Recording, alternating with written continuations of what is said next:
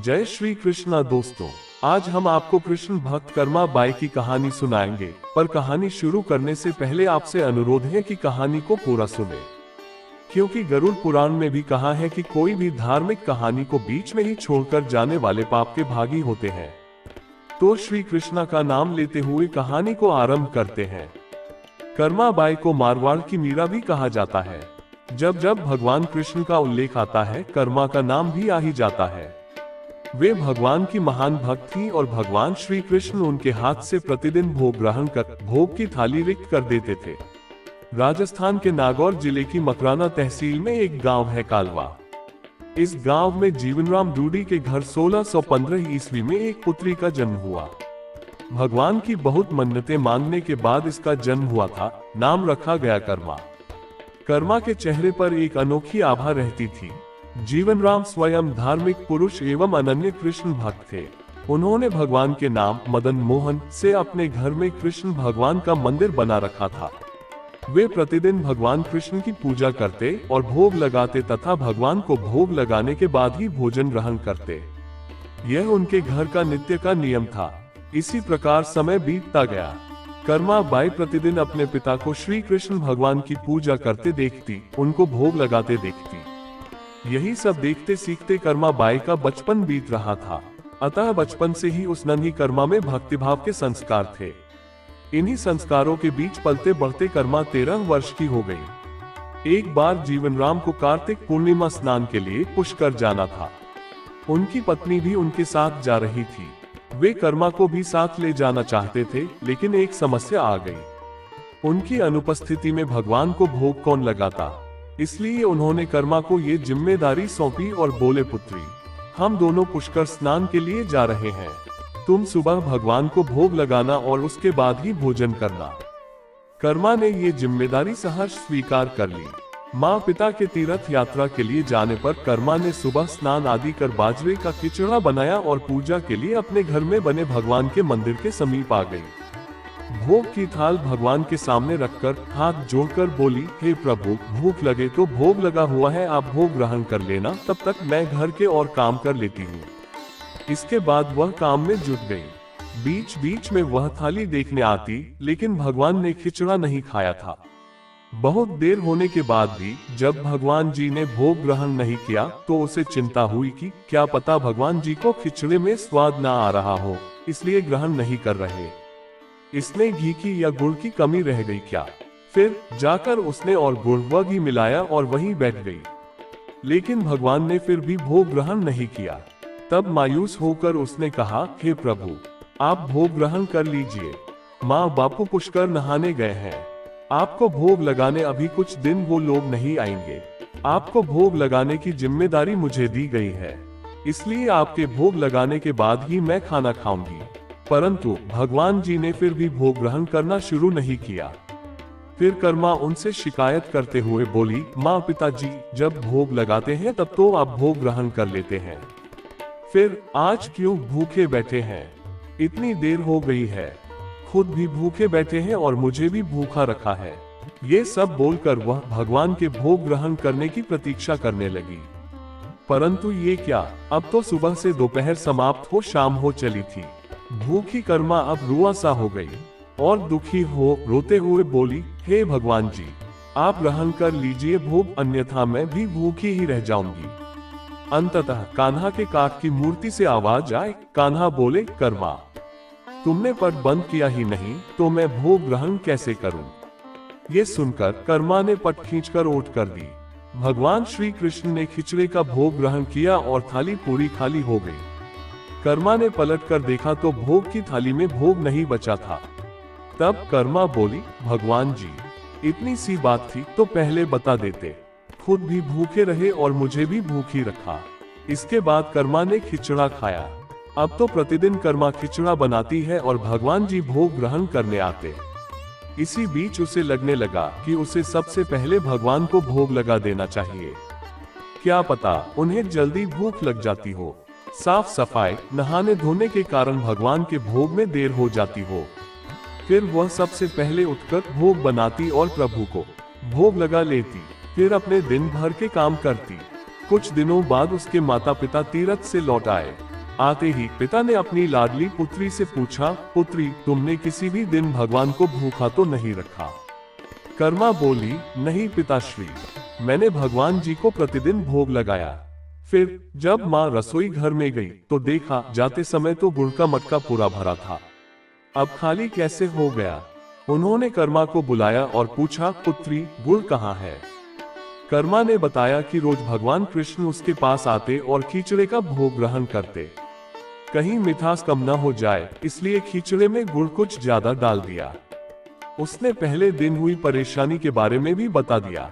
कर्मा ने कहा, भगवान जी ने बहुत देर तक ग्रहण ही नहीं किया था भोग, फिर पट बंद करने पर किया। ये सुनकर माता पिता चकित रह गए। वे जिन ईश्वर के आशीर्वाद हेतु इतनी दूर तीर्थ यात्रा पर गए थे, जिन्हें पाने के लिए लोग न जाने क्या क्या करते हैं, कहां कहां ढूंढते हैं, वे भगवान उनकी बेटी के हाथ से उनके घर में खिचड़ा खाते हैं। ये कैसे संभव है? उन्हें चिंता भी हुई कि बेटी बावली तो नहीं हो गई है। ये भी सोच लिया कि क्या पता कर्मा ने ही पूरा गुड़ खा लिया हो। इस पर कर्मा ने कहा, अगर आपको यकीन नहीं है तो कल देख लीजिए, मैं खुद भगवान को भोग लगाऊंगी। इस आश्चर्य से वे रात भर सो नहीं पाए। दूसरे दिन कर्मा ने खिचड़ा बनाया और मंदिर में भोग की थाली रखकर पट बंद कर दिया और बोला, हे भगवान जी, ये लोग नहीं मान रहे कि मैंने आपको ही गुड़ भी खिलाया है, अब आप भोग खाकर स्वयं सिद्ध कीजिए। भक्त की पुकार सुन भगवान को आना ही था और कान्हा खिचड़ा खाने आ गए।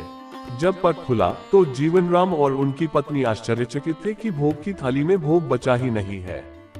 फिर कर्मा का जीवन प्रतिदिन भोग लगाते ही निकला। जब उनके माता पिता नहीं रहे तब वे एक दिन अपने कान्हा की मूर्ति साथ लेकर तीर्थाटन के लिए निकल पड़ी। परंतु भगवान की कृपा से उन्हें हर दिन खिचड़ा बनाने के संसाधन मिल ही जाते और वे प्रतिदिन कान्हा को खिचड़ा खिला लेती। तीर्थाटन करती हुई देवी कर्मा भगवान जगन्नाथ की नगरी पहुंच गई और वहीं रहने का मन बना लिया। वहां भी रोज भगवान को खिचड़े का भोग लगाती और पट बंद कर देती। भगवान भी प्रतिदिन उनके भोग को ग्रहण करते। जिस दिन उन्होंने पहली बार जगन्नाथपुरी में खिचड़ा बनाया, उसी दिन उनके पास से जा रहे एक बालक ने उनसे कहा, माता, घी की बड़ी अच्छी सुगंध आ रही है, क्या भोजन बचा है? देवी कर्मा ने कहा, हाँ बालक, बचा है, तुम बैठो, मैं तुम्हें देती हूँ। ये कहकर देवी कर्मा ने उस बालक के लिए भी खिचड़ा लगा दिया। बालक पूरे मन से स्वाद लेकर खा रहा था। देवी कर्मा को ये देखकर सुख की अनुभूति हो रही थी। उस बालक ने खाते खाते पूछा, माता, क्या मैं कल आऊंगा तो भी मुझे खिचड़ा खिलाओगी? ये सुनकर देवी कर्मा मुस्कुराई और बोली, हाँ पुत्र, तुम यदि प्रतिदिन आओगे तो मैं प्रतिदिन तुम्हें खिचड़ा खिलाऊंगी, तुम निसंकोच आना। ये सुनकर बालक प्रसन्न हुआ और प्रतिदिन देवी कर्मा के पास खिचड़ा खाने आया करता था। एक दिन जब वह बालक खाना खाकर जा ही रहा था, तभी उसने देखा कि एक साधु बाबा वहां आकर देवी कर्मा से कह रहे थे कि हे देवी, आप बहुत धार्मिक महिला हैं, भगवान को प्रतिदिन भोग लगाकर खाती हैं, परंतु इन सब के भी नियम होते हैं। आपको बिना नहाए ऐसा नहीं करना चाहिए।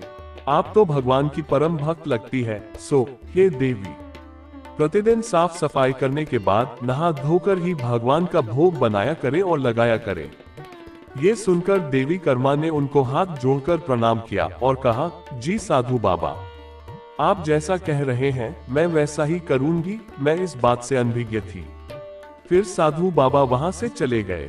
अगले दिन से देवी कर्मा साफ सफाई कर नहा धोकर भोग बनाने लगी, परंतु अब भोग लगाने में देरी हो जाती और जब तक भोग नहीं लगता उस बालक को भी भोजन नहीं मिलता। बालक आकर माता से कहता, माता, देर हो रही है, भूख लगी है, भोजन दो। माता कहती, थोड़ी देर रुक जा लल्ले, मैं दे रही हूँ। बालक जल्दी जल्दी खाकर भाग जाता। कुछ दिन ऐसे बीते, परंतु ये कौन जानता था कि वह बालक साक्षात भगवान जगन्नाथ हैं, जो प्रतिदिन बालक का रूप धर कर्मा बाई के हाथ से बना खिचड़ा खाने आते थे। इतने दिनों में जब जगन्नाथ मंदिर में भगवान का पट भोग के लिए खुलता तो भगवान के मुख पर की खिचड़े का जूठन लगा होता। एक दिन पुजारी ने मुस्कुराते हुए मन ही मन कहा, हे प्रभु, आपकी लीला भी अपरंपार है, जाने किस भाग्यवान भक्त के यहाँ आप जाकर प्रतिदिन खिचड़ा खाकर आते हैं। फिर पूजा अर्चना हुई, दिन बीत गया, रात्रि हुई। रात्रि को पुजारी के स्वप्न में भगवान जगन्नाथ आए और उन्होंने पुजारी से कहा, हे भक्त, तुमने सही पहचाना, मैं अपनी एक अनन्य भक्त कर्मा बाई के यहाँ प्रतिदिन उनके हाथ का बना खिचड़ा खाने जाता हूँ। वह मुझे बिल्कुल अपने पुत्र सा लाड करती है। उनकी भक्ति से मैं अति प्रसन्न हूँ। परंतु इसी मंदिर के एक साधु ने उन्हें कुछ आम जीवन की ज्ञानवर्धक बातें एवं उपासना का तरीका समझाया, जिससे मुझे भोग लगाने में अब उनसे देरी हो जाती है। इसी वजह से मेरे मुंह पर खिचड़ा लगा रह जाता है। प्रभु की लीला भी अपरंपार है, वह तो सर्वव्यापी है। एक ही समय अलग अलग स्थान पर हो सकते हैं, परंतु मुख पर खिचड़ा लगाने की लीला उन्होंने इसलिए रची ताकि पुजारी के मन में ये प्रश्न थे। उस प्रश्न के निवारण में प्रभु पुजारी जी को ये बता सके कि आम जीवन में हम अपने ज्ञान को जब दूसरे को बताते हैं तो वह सदैव ज्ञान के लिए होना चाहिए, न कि भक्ति के भाव को बदलने के लिए। क्योंकि सांसारिक जीवन के लिए ज्ञान आवश्यक है, ज्ञान महत्वपूर्ण है, परंतु जहाँ भक्ति होती है वहाँ ज्ञान का कोई काम नहीं है। भक्ति में भक्त अपने प्रभु के प्रेम में डूबा रहता है। उपासना के कई तरीके हैं। जितने भक्त जितने उपासक, उपासना के उतने तरीके। जब ईश्वर ने ही उपासना के तरीकों पर प्रश्न नहीं उठाया तो किसी को भी किसी और की भक्ति पर प्रश्न नहीं उठाना चाहिए। साधु गलत नहीं थे, साधु अपने ज्ञान के हिसाब से ही कार्य कर रहे थे, वह सही थे। परंतु उन्हें यह नहीं पता था कि जो महिला प्रभु को बिना नहाए खाना देती है, उसका भाव सिर्फ इतना था कि मेरे प्रभु को जल्दी खाना मिल जाए, वह भूखे न रह जाए, और यह प्रेम भाव प्रभु के लिए हर नियम से ऊपर था। इन बातों को सुनकर पुजारी जी ने साधु बाबा को बुलवाकर यह बात कही। साधु बाबा को भी अपनी गलती का एहसास हुआ कि वह भगवान और भक्त के बीच में आ रहे थे, और उन्होंने बिना समय गवाए माता कर्मा के पास जाकर कहा कि हे देवी, आप जैसे प्रभु को पहले भोग लगाती थी वैसे ही लगाए। मैं आपकी भक्ति नहीं समझ पाया, इसलिए मुझे क्षमा करें। देवी कर्मा ने कहा, जी ठीक है, मैं कल से फिर से उसी समय पर वैसे ही भोग लगाऊंगी। माता कर्मा ने फिर उसी तरीके से भोग लगाना शुरू कर दिया और भगवान के मुख पर खिचड़े का झूठन अब नहीं लगा होता। ऐसे ही कई वर्ष बीत गए। एक दिन पुजारी जी ने देखा भगवान की आंखों से आंसू बह रहे हैं और वह भोग ग्रहण नहीं कर रहे। तब उन्होंने मन ही मन फिर से पूछा, हे प्रभु, ऐसा कौन सा अपराध हुआ हमसे कि आपने भोग ग्रहण नहीं किया और आपकी आंखों से आंसू भी बह रहे हैं? प्रभु, यदि हमसे कोई अपराध हुआ है तो हमें क्षमा करें और भोग ग्रहण करें। आपके भक्तजन प्रसाद के लिए प्रतीक्षा कर रहे हैं। फिर क्या था, भक्तवत्सल प्रभु ने प्रसाद ग्रहण कर लिया, परंतु प्रभु के भोग देर से ग्रहण करने की बात और उनके आंखों से अश्रु बहने की बात पूरे प्रजा में तेजी से फैल गई। ये बात महाराज तक जा पहुंची। महाराज अति शीघ्र मंदिर पहुंचे और वे पुजारी जी से विचार विमर्श करने लगे। फिर उन दोनों ने भगवान के पास हाथ जोड़कर विनती की कि प्रभु, कृपया हमें बताएं कि इस बात का क्या संदेश है। रात्रि पहर जब वह सो रहे थे तब भगवान राजा के सपने में आए और उन्होंने कहा कि मेरी एक अनन्य भक्ति कर्मा बाई जो प्रतिदिन मुझे खिचड़े का भोग लगाती थी और मैं प्रतिदिन उनके यहाँ बालक रूप में जाकर खाया करता था, परंतु आज उन्होंने अपने अंतिम श्वास लिए और मुझ में सदैव के लिए लीन हो गई। अब मुझे बालक की तरह प्रेम कर कौन खिचड़ा खिलाएगा? ये सुन महाराज ने सपने में ही भगवान से कहा कि प्रभु, आज से प्रतिदिन आपके भोग में कर्मा बाई का खिचड़ा भी चढ़ेगा। यही सपना उन्होंने अपने दरबार में सुनाया और उसी दिन से भगवान जगन्नाथ के भोग में कर्मा बाई का खिचड़ा भी चढ़ने लगा। ये थी भक्त कर्मा बाई की कथा और उनके खिचड़े से जुड़ी प्रभु की लीला। आशा है आपको कहानी अच्छी लगी होगी। अगर अच्छी लगी हो तो वीडियो को लाइक, कमेंट एंड शेयर करें। धन्यवाद।